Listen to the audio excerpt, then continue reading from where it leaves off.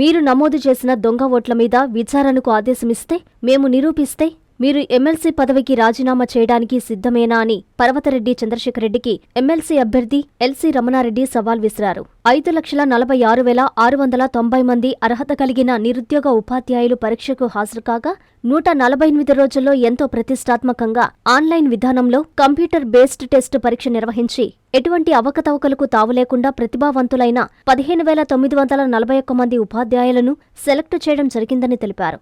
ఇప్పటికైనా పర్వతరెడ్డి మెగా డిఎస్సిపై కుటిల బుద్ధి, దుర్మార్గపు, చెడు ప్రచారాలు, అసత్య ఆరోపణలు మానుకొని ఉపాధ్యాయ న్యాయమైన సమస్యల పట్ల పోరాడాలని రమణారెడ్డి హితో పలికారు. నిరంతరం రాష్ట్రాభివృద్ధి, ప్రజా సంక్షేమం కోసం పరితపించే సీఎం, డిప్యూటీ సీఎం, మంత్రి లోకేష్లపై అవాకులు చవాకులు పేలితే ఊరుకోమని హెచ్చరించారు. రాబోయే ఎన్నికల్లో ప్రజలు మీకు ఆ 11 సీట్లు కూడా ఇవ్వరని చురకలంటించారు. ఈ సమావేశంలో ఏపీటీఎఫ్ విశ్రాంత మాజీ ఉపాధ్యక్షులు చింతలపూడి బాలకృష్ణమూర్తి, విశ్రాంత ఉపాధ్యాయ నాయకులు పెంచల నరసింహం, వి హజరత్, బంగారయ్య పాల్గొన్నారు. నెల్లూరు జిల్లా తెలుగుదేశం పార్టీ కార్యాలయంలో ఆయన మీడియాతో మాట్లాడారు.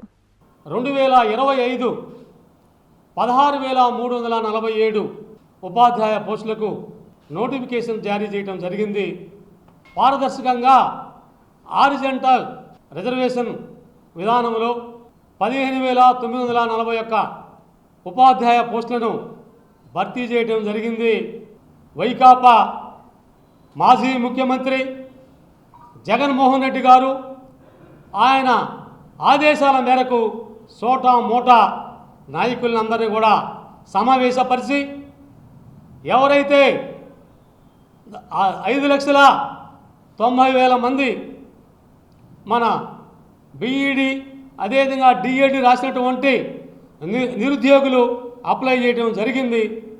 వారిలో 97.7% ఉపాధ్యాయులు అందరూ కూడా పరీక్ష రాయడం జరిగింది.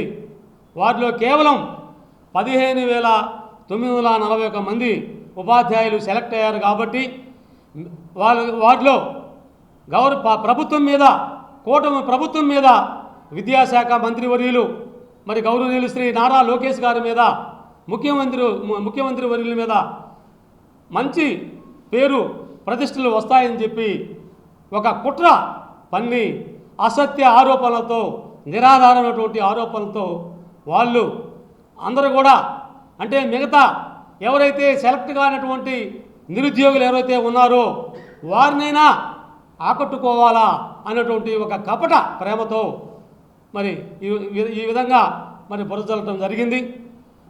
ఎమ్మెల్సీ వైకాపా ఎమ్మెల్సీ చంద్రశేఖర్ రెడ్డి హైకోర్టులో ప్రజా ప్రయోజన వ్యాజ్యాన్ని బిల్ని వేయడం జరిగింది. గౌరవ అత్యున్నత న్యాయస్థానం హైకోర్టు నిరాధారమైనటువంటి ఆరోపణలు ఆరాధాలు మరి ఇది ఎటువంటి ఎవిడెన్స్ లేదు కాబట్టి ఇమ్మీడియట్లీ కొట్టివేయటం జరిగింది. అయినా వారికి బుద్ధి రాకుండా మొన్న 3 రోజుల క్రితం మరలా ఎమ్మెల్సీ చంద్రశేఖర్ రెడ్డి హైకోర్టులో పిల్లేసి సిబిఐ ఎంక్వైరీ చేయండి, మరి క్యాన్సిల్ చేయండి అని చెప్పి అడగటం జరిగింది.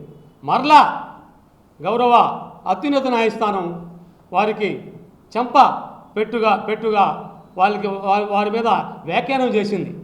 ఎవరైతే బాధితులు ఉన్నారో మీరు నకిలీ సర్టిఫికేట్లు అంటున్నారు, డాక్యుమెంట్స్ నకిలీ అంటున్నారు, వాళ్ళకు ఉండేటువంటి పట్టాలు డిగ్రీ పట్టాలని కూడా స్పోర్ట్స్ కానీ ఏమైనా వగైరా అన్నీ కూడా నకిలీ అంటున్నారు, అవి అప్లోడ్ చేసినారు అంటున్నారు, వాళ్ళు అక్రమంగా ఉద్యోగాలు పొందినామని అంటున్నారు. ఎవరైతే ఆ బాధితులు ఉన్నారో మరి ఆ బాధితులు స్వయంగా వచ్చి మరి కోర్టుని ఆశ్రయించాలి కదా అని అంటే వాళ్ళు భయం వల్ల మరి రాలేకపోయారా అని చెప్పి మరి చెప్పడం జరిగింది. వెంటనే హైకోర్టు మేము ఈ బిల్ని మేము వచ్చి అంగీకరించడం లేదని చెప్పి కొట్టివేయడం జరిగింది. చంద్రశేఖర్ రెడ్డి గారు మీరు ఏ విధంగా ఎమ్మెల్సీ అయ్యారో అందరికీ కూడా తూర్పు రాయలసీమలో ఉన్నటువంటి ప్రజలకి, రాష్ట్రంలో ఉన్నటువంటి ప్రజలందరికీ కూడా తెలుసు. మీ అకృత్యాలు తెలుసు, మీ పాపాలు తెలుసు. మీరు మీ ఇన్స్టిట్యూట్ ద్వారా ఏ విధంగా అనేక రకాల అక్రమాలన్నీ కూడా చేశారో అందరికి కూడా తెలుసు. మీరు మరి ఉపాధ్యాయ ఎమ్మెల్సీగా పోటీ చేసినప్పుడు ఇండిపెండెంట్ అభ్యర్థిని అంటే వైసీపీ పార్టీ పేరు చెప్తే మా ఉపాధ్యాయ లోకము ఓట్లు వేయదని చెప్పి తెలిసి మీరంతా కూడా నేను ఇండిపెండెంట్ అభ్యర్థి అని చెప్పి తెలిసి వైసీపీ ఎమ్మెల్సీగా ఉన్నటువంటి మీకు యాక్చువల్గా ఉపాధ్యాయ ఎమ్మెల్సీగా ఎన్రోల్ కావాలంటే కంపల్సరీ 6 సంవత్సరాల్లో 3 సంవత్సరాలు ఒక పాఠశాలలో ఒక స్కూల్లో పనిచేస్తూ ఉండాలి. అయితే మీరు ఏం చేశారు? మీరు సబ్జెక్టు టీచర్స్ కానటువంటి అటెండర్లని, స్కావెంజర్లని, వాచ్మెన్ని అందరినీ కూడా ఇల్లిటరేట్స్ని కూడా మీరు ఎన్రోల్ చేయటమే కాకుండా ప్రతి ఒక్కరిని కూడా అదే కాదు వైండ్ అప్ అయినటువంటి ప్రైవేట్ కాలేజీలు, జూనియర్ కాలేజీలు, అదేవిధంగా స్లీపింగ్లో ఉన్నటువంటి స్కూల్స్, కాలేజీలో కూడా ఎన్రోల్ చేసి దాదాపు 9,000 పైసలకు మరి దొంగ ఓట్లతో మీరు గెలిచింది వాస్తవం కాదా? మరి దానికి సాక్ష్యం నేనే. ఎన్నోసార్లు మేము ధర్నాలు కూడా చేయడం జరిగింది. మీరు ధనబలము, అధికార బలాన్ని ఉపయోగించి మీరు గెలవడం అనేది అది అక్రమం కాదా? అప్రూవ్ చేయనటువంటి సర్టిఫికేట్ ఈ ఇల్లిటరేట్స్ని, ఈ సబ్జెక్ట్ టీచర్స్ కానటువంటి వాటిని అప్రూవ్ చేయనటువంటి ఈ డిఈఓ, నెల్లూరు డిఈఓ, అదేవిధంగా అనంతపురం డిఈఓ, అదేవిధంగా కృష్ణా డిఈఓని మీరు సరెండర్ చేయటమే కాకుండా ఒక ఆర్జేడీని ఇన్ఛార్జిగా వేసుకొని మీ ఇంట్లోకి రప్పించి 4,700 పైసలకు డమ్మీ, బోగస్, దొంగ ఓట్లను ఉపాధ్యాయులని సబ్జెక్ట్ టీచర్లుగా చేసి గెలిచినటువంటిది వాస్తవా కాదా? మీరు రాజీనామానికి సిద్ధమా అడుగుతున్నాను చంద్రశేఖర్ రెడ్డి. మేము నిరూపిస్తాం. నేను కానీ బాబురెడ్డి గారు కానీ మా ఇద్దరిలో ఎవరో ఒకరు గెలవాలా. మీరు ధనబలంతో, అధికార బలంతో మీరు గెలిచింది వాస్తవం కాదా? మరి మీ అన్నీ కూడా ఈరోజు ఈసీ గారి దగ్గర ఉన్నాయి. మేము నిరూపిస్తాము. మీరు రాజీనామాకి సిద్ధమా అని చెప్పి నేను అడుగుతున్నాను. ఇకనైనా మా నిరుద్యోగుల మీద ఆశల్ని వాళ్ళ మీద బురద చల్లకుండా, ఉపాధ్యాయ లోకానికి ఒక నెగిటివ్ భావన ఏర్పడేటట్టు చేయకుండా మరి ఉండాలని చెప్పి జగన్మోహన్ రెడ్డి గారిని, వాళ్ళ కోటర్ని అందరినీ కూడా నేను అడుగుతున్నాను.